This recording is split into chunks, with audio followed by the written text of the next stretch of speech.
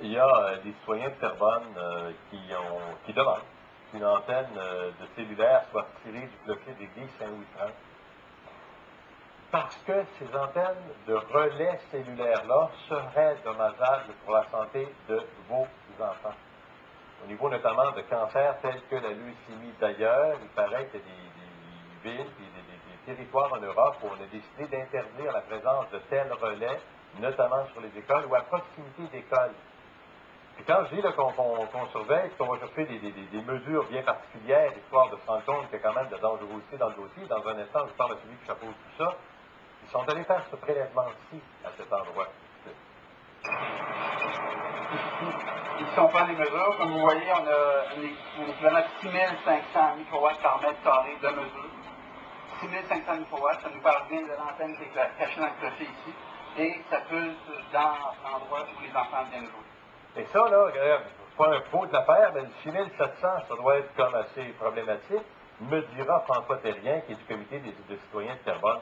Salut, M. Terrien. Bonjour, M. Paradis. Faites de la vulgarisation scientifique. Là. Le prélèvement que vous faites là, à 6700, 6800, qu'est-ce que vous avez vérifié? Écoutez, ce qu'on a mesuré, c'est la puissance des antennes, des sources de micro-ondes qui sont émises par l'antenne cellulaire, qui sont cachées dans le clocher. Résumé vite vite, là, on a en Autriche, à Salzbourg, ils ont des normes sécuritaires qui sont de l'ordre de 100 microwatts par mètre carré, c'est ça le type d'unité. On a mesuré 8000 dans la garderie. Au Canada, les normes permettent une exposition de 8 millions de microwatts par mètre carré. Alors, on voit qu'il y a un énorme décalage, finalement, entre les normes qui sont utilisées dans les pays conscientisés comme en Europe, à Salzbourg, et les normes canadiennes. OK. Est-ce que je comprends donc que le relevé et la mesure que vous avez fait à proximité, donc, collé sur le clocher, pas loin des écoles tout autour, parce qu'il y en a plusieurs, c'est pas illégal en vertu de ce qu'on permet au Canada? C'est exactement ça le problème qu'on a, c'est que ces ondes-là sont tout à fait légales, sauf que ces ondes-là sont faites pour protéger quelqu'un qui utiliserait, mettons, son four à micro-ondes dans sa maison. OK, on sait qu'un four à micro-ondes, ça émet des micro-ondes, ça cuit les aliments, et ça dégage quand même autour. Ces ondes-là sont pour protéger, on appelle ça le code de sécurité 6, pour une exposition à des niveaux élevés. Par contre, au niveau des antennes cellulaires, qui, elles, émettent des ondes à plus basse intensité, mais de façon constante. Ça dure 7 jours sur jour, 7 jours sur 7, 24 heures sur 24, 365 jours par année. Et ça, la population n'est même pas au courant pour l'instant, dans bien des cas autour des clochers de la région de Montréal et Saint-Jérôme. Suffisamment important et dérangeant pour que vous fassiez un document maison qui circule, qu'on peut aller voir, c'est sur des sites comme par exemple YouTube, où vous dénoncez le fait, on ouvrira un peu pour monter votre production là, en images, mais pour démontrer que dans votre secteur, il y a une problématique certaine. Vous me dites que, alors que je vois ces images, regardez ce site clocher dans votre coin, là, autour de ça, il y a des établissements scolaires, il y a même une garderie. Là. Oui, il y a 4 écoles et une garderie. La garderie est la plus problématique, ils sont à 80 mètres, et c'est là qu'on mesure les taux les plus élevés. Juste à côté, à 80 mètres également, il y a les écoles du collège privé Saint-Sacrement, où les enfants sont exposés autant que ceux de la garderie.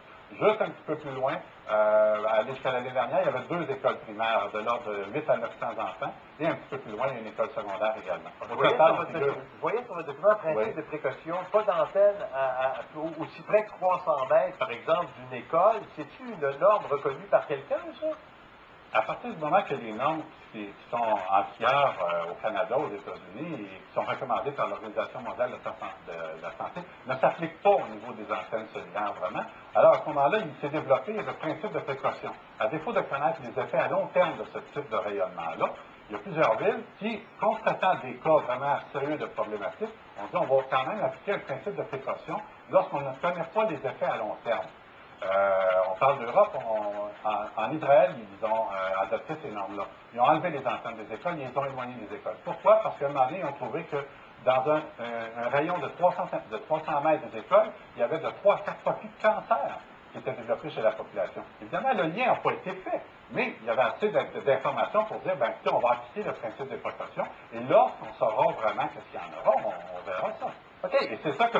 Oui, continuez. Et c'est ça que vous tentez de faire présentement. Et c'est ça qui se fait présentement en Europe. Juste pour vous montrer, dans l'hebdomadaire L'Express du mois de juillet cette année, On a dénombré, il y a 60 000 antennes cellulaires en Europe, il y en a beaucoup. Il en demeure encore 75 qui sont près des écoles, et celles-ci ont été dénoncées par un article de 9 pages, tout à fait sérieux par la revue L'Express. Et vous voyez, Rien que la région de Montréal. Je veux dire qu'à grandeur du Québec, peut-être que si on faisait des recherches, on trouverait la même chose. Et au moins 35, il y aurait à peu près des dizaines de clochers qui dissimuleraient des antennes. Vous parlez de 35, une dizaine dans la région de Saint-Jérôme. Ça, on parlait au maire il n'y a pas bien longtemps. Je veux dire, et ça, c'est à l'insu des gens. On ne sait pas où elles sont, ces antennes-là. À mon avis, c'est presque une matière à scandale, monsieur, parce que ces antennes-là, bon, on essaie de dévier le débat. On dit, ben, c'est le téléphone cellulaire qui est problématique, c'est plus dangereux que l'antenne. On dit que la couleur de l'antenne, la hauteur de l'antenne, c'est pas très esthétique. Mais ce n'est pas ça le problème. Le problème, c'est que ces antennes-là, on pourrait comparer ça, mettons, à un haut pylône de haute tension d'Hydro-Québec qui serait planté dans votre cour juste en arrière.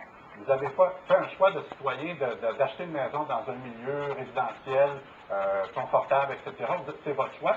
Vous avez peut-être fait le choix de ne pas acheter une maison près des lignes électriques.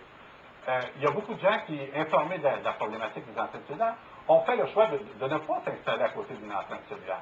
Mais là, le problème qui arrive, c'est qu'il y a plein de gens à Montréal, à Terrebonne, dans toute la région des Laurentides, qui, parce qu'ils habitent à côté d'un clocher, ben, se ramassent à être bombardés par des micro-ondes.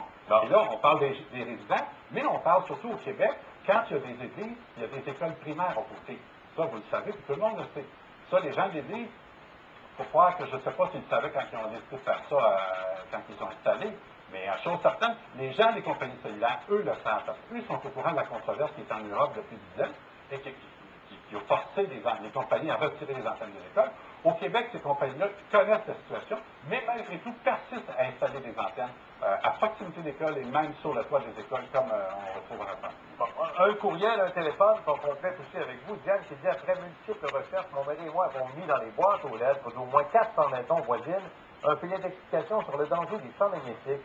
Nous avons fait arrêter la construction d'une antenne cellulaire à côté de l'église. Pas besoin de vous dire que je suis extrêmement concerné par le danger des ondes. Et oui, il devrait mentionner où sont ces mêmes antennes.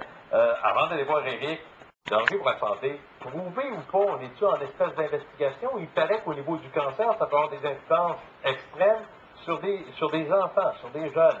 C'est-tu prouvé ça, ou là, on est en mode, permettez-moi l'expression, panique? C'est prouvé, monsieur. C'est prouvé. Je ne vous dis pas que tous les enfants vont développer un cancer, c'est pas ça. Mais il y a beaucoup d'études indépendantes qui le prouvent. Il y a une recherche indépendante qui a été faite. La littérature, on la retrouve sur notre site web. Là, vous tapez clocher de carbone, vous allez retrouver l'information. Il y a beaucoup de recherches indépendantes qui le prouvent. Tout ce qui arrive, c'est que la réglementation, ils sont au niveau de l'Organisation mondiale de la santé, aux États-Unis, au Canada, c'est contrôlé par les lobbies des industriels. Et ça, on empêche de reconnaître ça. En fait, la réglementation protège des effets thermiques qui sont produits sur le corps. Alors que la recherche prouve qu'il y a des effets biologiques, et là, dans ce cas-là, on parle de rupture d'ADN, on parle de lymphome, de cancer aussi, et c'est ça qui se fait à long terme.